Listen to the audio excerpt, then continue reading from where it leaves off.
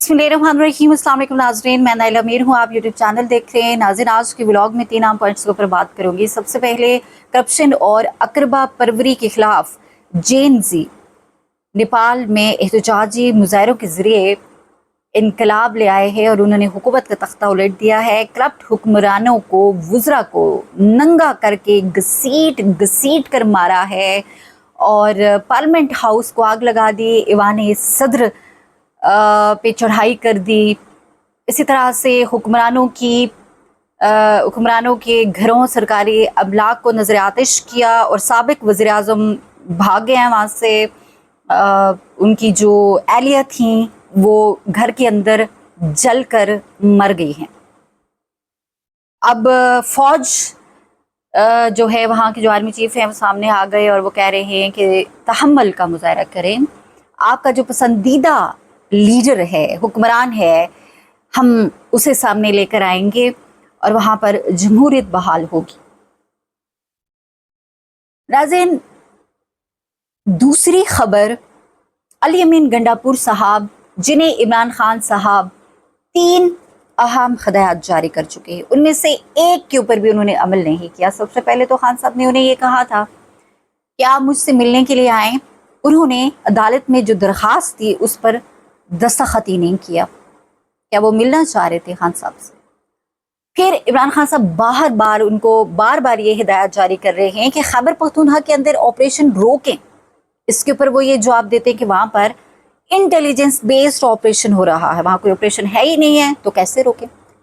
फिर खान साहब ने उनको ये पैगाम दिया कि अगर मरियम नवाज जापान जा सकती है तो आप अफगानिस्तान क्यों नहीं जा सकते? आप अफगानिस्तान जाएं, वहाँ के लोगों के साथ बैठें। अफगानियों के दिल दुखे हैं, 30-40 साल से वो लोग यहाँ पर रह रहे थे, धक्के मार कर उनको यहाँ से निकाला गया है। आप उनके साथ बैठें और उन्हें कहें कि हम नहीं चाहते कि खैबर पख्तूनख्वा के अंदर हालात मजीद खराब हों, दहशतगर्दी इस कदर बढ़ जाए कि हमसे संभाली ना जाए। तो अली अमीन गंडापुर साहब आज एक इंकशाफ करते हैं कि उनका पासपोर्ट ब्लॉक हो गया है। ये इंकशाफ पहले क्यों नहीं हुआ? अगर पहले हो जाता तो बहुत बड़ी खबर भी बन सकती थी। एक वजीर आला का पासपोर्ट ब्लॉक हुआ है और आज हमें पता चल रहा है, वो भी जब खान साहब कह रहे हैं कि अफगानिस्तान जाए।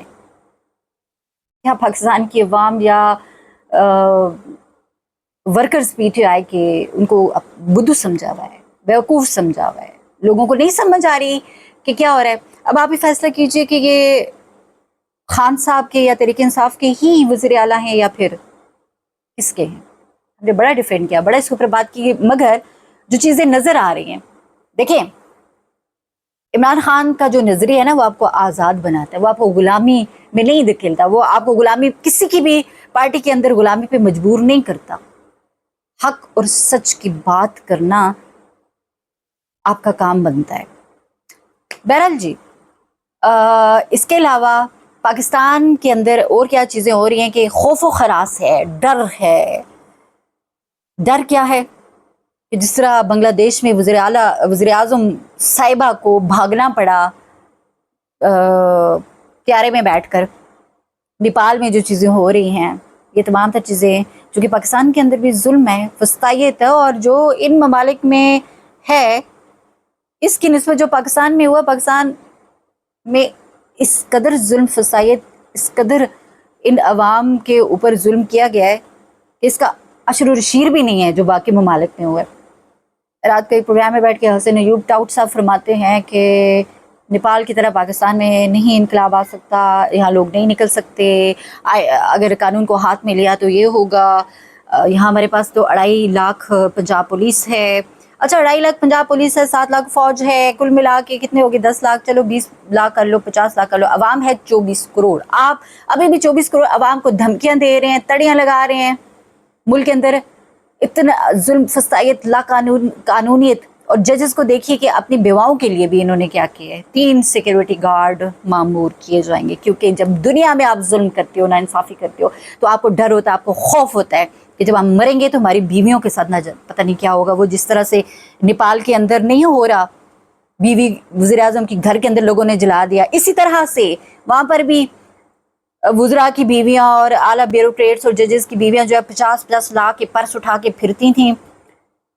ग्लासेस और 30-30 लाख के जूते और महंगी महंगी घड़ियां, आज उनको पता चल रहा है, आज उनको मजा आ रहा है। तो ये तो समझ आ रही है सारी चीजें कि एक जो ये जो करप्ट हुक्मरान हमने इधर बैठाए हुए हैं जबरदस्ती के, अवाम इनको चाहती नहीं है, इन पे लानत भेजती है, इनकी शक्लों से नफरत करती है। ये डिलीवर भी नहीं कर पा रहे। और ये चेरी ब्लॉसम साहब, इन्होंने जितना कर्ज ले लिया है पाकिस्तान की तारीख में नहीं लिया। सिर्फ एक माह में शहबाज शरीफ हुकूमत ने 1830 अरब रुपए का कर्ज ले लिया। मजमूई तौर पर पाकिस्तान का कर्ज 78,000 अरब के करीब हो चुका है।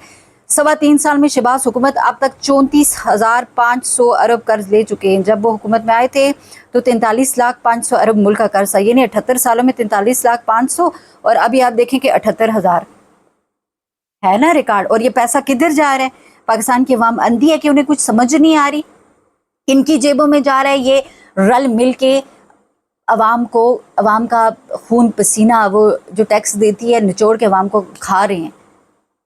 तो फिर खौफ और जो डर है वो तो बनता भी है।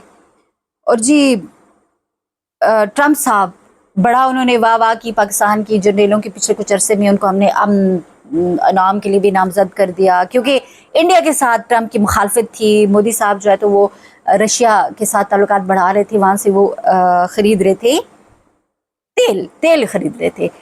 तो ये जो ट्रम्प साहब हैं वैसे भी अनप्रेडिक्टेबल है। अब आज इन्होंने एक ट्वीट कर दिया है, यकीनन अब पाकिस्तान में बड़ी परेशानी होगी इसके बाद। ये कह रहे हैं कि I am pleased to announce that India and the United States of America are continuing negotiation to address the trade barriers between our two nations.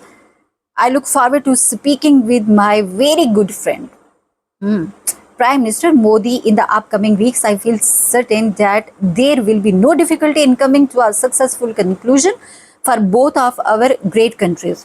यानी कि मोदी साहब के साथ अब मिलने जा रहे हैं, मीटिंग करने जा रहे हैं, उनकी खफगियाँ दूर हो गई हैं, ताल्लुकात बेहतर हो गए हैं। पाकिस्तानी यहाँ जो मखलूक बैठी हुई है कब्जा माफिया इस मुल्क के ऊपर, वो ये समझते थे कि शायद ये जो ट्रम्प साहब है इनको हम बड़े अच्छे लगते हैं, हमारी शक्लें इनको पसंद है, इस वजह से हमारी तारीफें करें। लेकिन वो सिर्फ इंडिया के साथ चूंकि तकलीफ थी ट्रम्प को, वो इसलिए इस तरह की हरकतें कर रहा था। लेकिन हमने अपना क्या नुकसान किया इस दौरान? पिछले कुछ अरसे में आपने देखा कि हमने चाइना के मुकाबले में अमेरिका को बहुत ज़्यादा अहमियत दिया, और चाइना इसी दौरान चाइना, इंडिया और रशिया काफ़ी करीब आ गए। तो अब जब चाइना इंडिया के इतना करीब आ गया है, चाइना की सारी टेक्नोलॉजी इस्तेमाल हुई, हालिया जो पाक भारत जंग थी, पूरी दुनिया में हमारी वाह वाह हुई है, तो क्या आने वाले वक्त में चाइना इस तरह से हमारी हेल्प करेगा? ये भी एक सवाल है।